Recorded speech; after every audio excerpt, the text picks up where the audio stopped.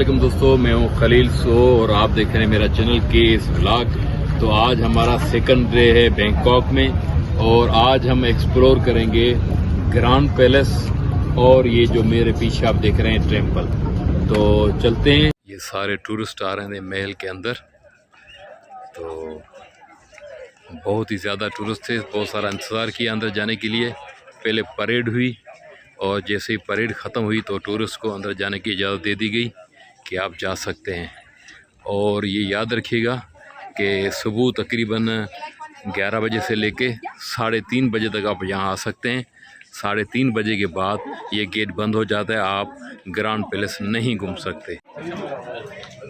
Timing जो इनकी exact है वो है सुबह 8:30 बजे से लेके 3:30 बजे शाम तक। ग्रैंड पैलेस कह लें, बादशाह का महल कह लें, तो यहाँ भी इन्होंने जो है वो एंट्री कर दी है और यहाँ से भी इनकी इनकम स्टार्ट है।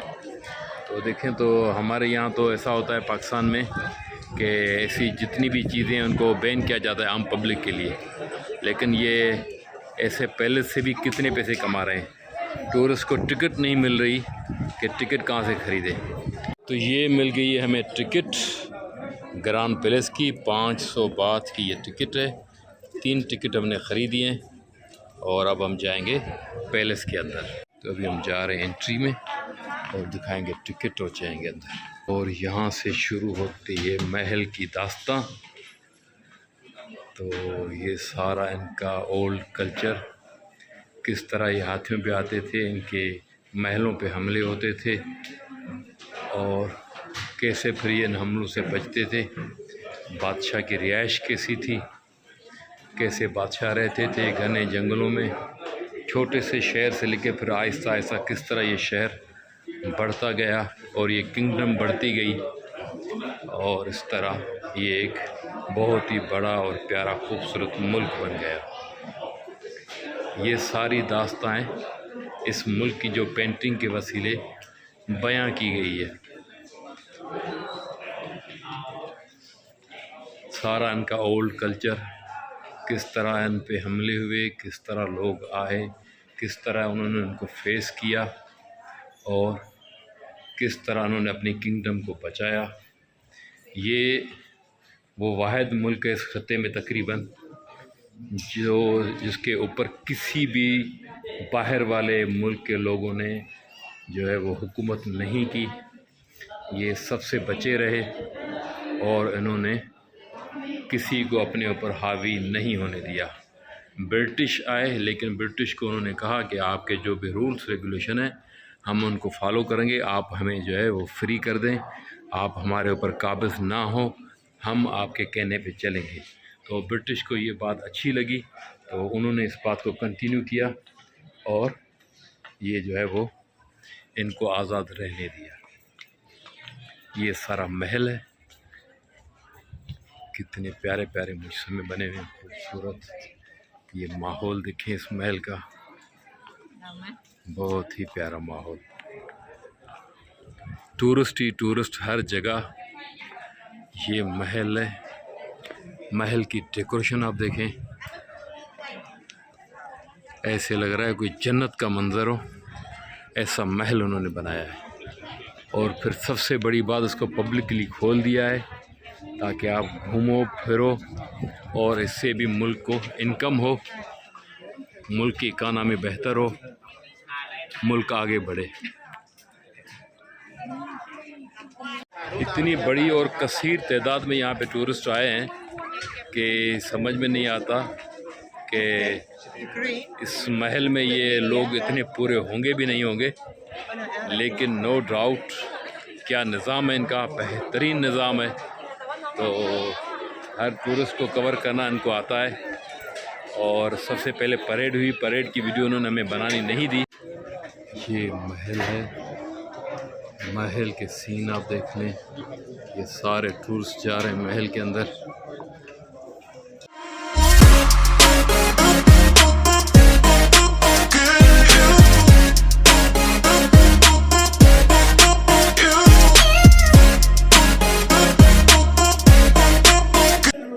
ये है महल, अंदर से इसको बंद किया हुआ है, बाहर लोगों के लिए खोला गया है। इसके ऊपर का छत का मंजर है वो भी देखने के लायक है। बहुत ही हसीन इमारत। इसको अगर हम गोल्ड पैलेस का नाम दे दें तो भी बुरा नहीं होगा, क्योंकि बिल्कुल देखने में ये गोल्ड पैलेस लग रहा है।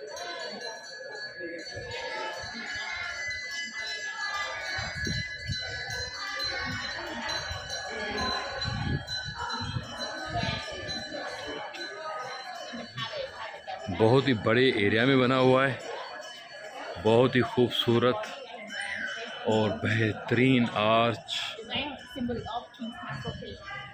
आप इसकी डिज़ाइनिंग देखें, इसका आर्च देखें, इसकी छत देखें, कहीं से भी किसी भी जगह परफेक्टनेस आपको हर तरफ से झलकेगी।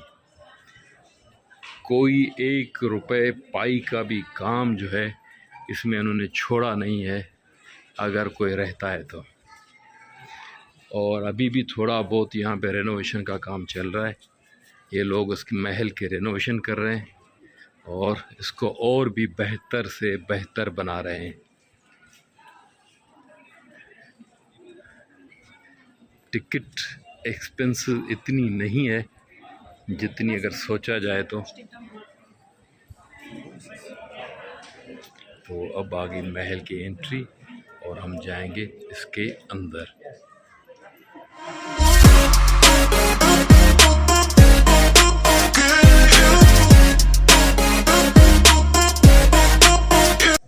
तो ये था अंदर महल का सीन।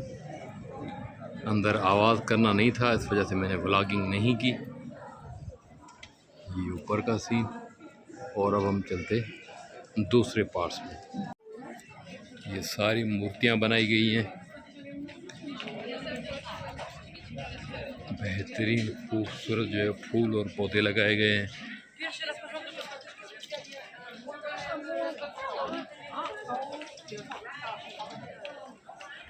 ये गेट है महल का, बहुत ही बड़ा महल है। पता नहीं कितने इसके पोर्शन हैं, हर पोर्शन एक दूसरे से लाजवाब पोर्शन है और देखने से तल्लुक़ रखता है। तो इस महल को घूमने के लिए कम अज़ कम आपके पास 2 घंटे होने चाहिए, ताकि आप उसको इजीली एक्सप्लोर कर सकें। तो अभी हम जाते हैं इसके ऊपर और देखते हैं ऊपर की सीन। केव के हिसाब से अंदाज़ा लगाएंगे कि इसके कितने पार्ट हैं।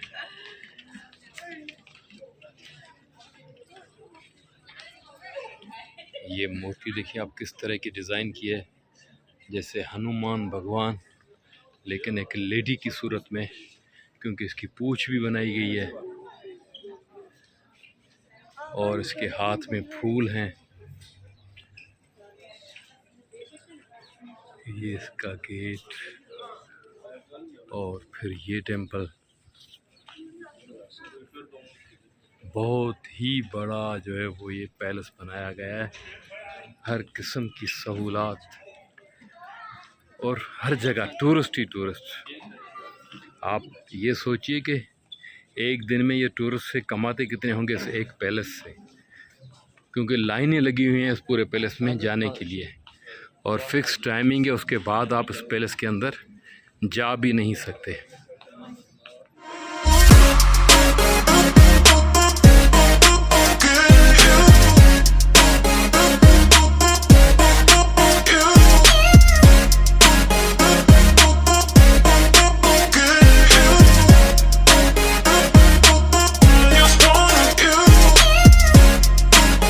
से 40 पार्ट हैं यहाँ इस महल के। हर एक पार्ट इतना यूनिक है और इतना ज़बरदस्त बनाया गया है कि आप किसी भी पार्ट को मिक्स जो है वो करना नहीं चाहेंगे कि ये हमसे जो है वो मिस हो। इतना बड़ा महल है कि शायद ही, मैंने तो कहा था कि आपको कि 2 घंटे के अंदर घूम सकते हैं, लेकिन मुझे नहीं लगता कि 2 घंटे इसके लिए काफ़ी हैं। शायद 4-5 घंटे भी इसके लिए ना काफ़ी हो। लेकिन ये है कि अब इतना टाइम एक्सपेंड नहीं कर सकते, तो कोशिश करते हैं जितना जल्दी इसको एक्सप्लोर कर सकें करें। अब ये पार्ट देखें महल का, कितना खूबसूरत और आला है, बेहतरीन तामीरात का मिसाल।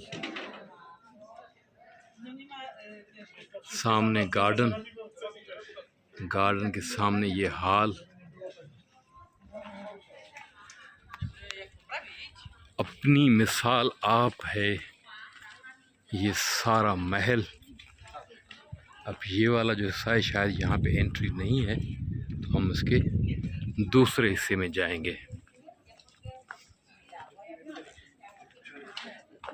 मैं ये ज़रूर आपको बता दूं कि ये व्लॉग जो है वो बहुत लंबा होगा, लेकिन ये महल अगर आपने घूम लिया मेरे व्लॉग के थ्रू, जितनी भी मैंने कोशिश की है इसको कवर करने की, तो आप समझें कि आपका घर बैठे एक बहुत ही प्यारा और ख़ूबसूरत तरीन टूर जो है वो कंप्लीट हो गया।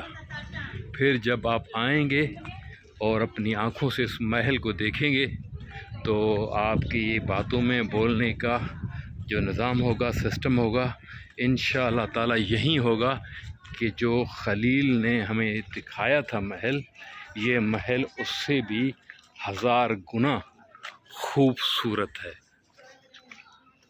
पहले मेरी नॉलेज में ये इतना नहीं था कि इस महल को घूमना चाहिए, लेकिन जब देख लिया है तो सोचता हूँ कि अगर बैंकॉक का आपका टूर है और आपने इस महल का विज़िट नहीं किया तो आप समझिए कि आप बैंकॉक नहीं आए। अब ये नया पोर्शन है, अब जाते हैं इस नए पोर्शन के अंदर। ये भी इसी महल का हिस्सा है और हम चलते हैं इस नए पोर्शन में। यहाँ पे तकरीबन सारे जितने भी पोर्शन हैं उनके नाम लिखे हुए हैं, लेकिन क्योंकि उनके नाम थाई ज़बान में लिखे हुए हैं तो इसलिए हम पढ़ नहीं सकते कि इनके पोर्शन के क्या नाम हैं, लेकिन ये है कि आपको दिखा ज़रूर सकते हैं।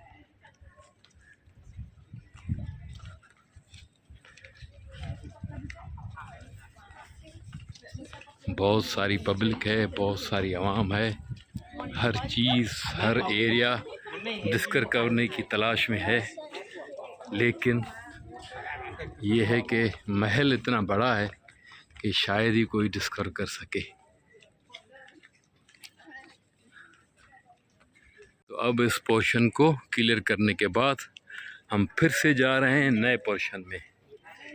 तो मैंने तो पहले आपको बताया था कि 20 से 25 पोर्शन होंगे इस महल के, लेकिन जिस तरह का माहौल अब बनता जा रहा है मुझे खुद पता नहीं है कि ये 20-25 से डबल होके 50 पोर्शन तक ना चला जाए। तो अब थोड़ा बहुत आगे रोड दिख रहा है कि गाड़ी निकल रही है, हो सकता है कि अब हम जल्दी इस महल की एंड तक पहुंच जाएं, लेकिन फ़िलहाल हमारा टूर जो है महल का कंटिन्यू है।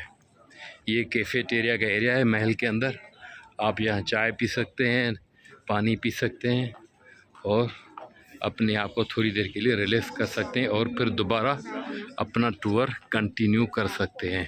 तो महल हो और आर्टिलरी ना हो तो ये तो होगा ही नहीं। अब ये तोपें रखी हुई हैं, ये सारी तोपें इंग्लैंड मेड है और हो सकता है फिर उन्होंने इंपोर्ट की हो, तो इन सब पे लिखा हुआ है कि ये इंग्लैंड की हैं और बिल्कुल उसी तरह की तोपें, उसी दौर की तोपें हैं जिस दौर में east India company, British company Pakistan आई और बरसगीर पूरे में कब्ज़ा किया और वहाँ पे जो है वो कब्ज़ा कर लिया।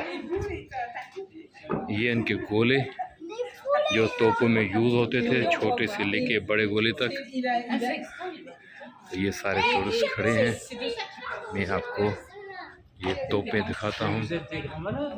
बहुत ही सारी तोपें पड़ी हैं, छोटी से लेके बड़ी, बड़ी से लेके छोटी और छोटे से गोले लेके बड़े गोले तक हर किस्म की तोप पड़ी हुई है यहाँ पे।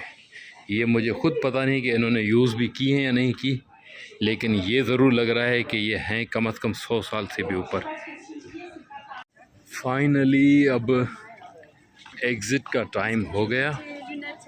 अब हम होते हैं यहाँ से एग्ज़िट। ये रहा एग्ज़िट और ये रहे सारे महल जो हमने डिस्कवर किए। फाइनली हमने इस ग्रांड पैलेस को जो है वो एक्सप्लोर कर लिया है। इतनी खूबसूरत और आला इमारत है कि कहीं भी किसी भी जगह इन्होंने कोई कसर नहीं छोड़ी है इसको खूबसूरत तरीन बनाने में। बैंकॉक का टूर है और बैंकॉक के टूर में आपने अगर ग्रांड पैलेस नहीं देखा तो आप समझिए कि आपका बैंकॉक का टूर अधूरा रह गया।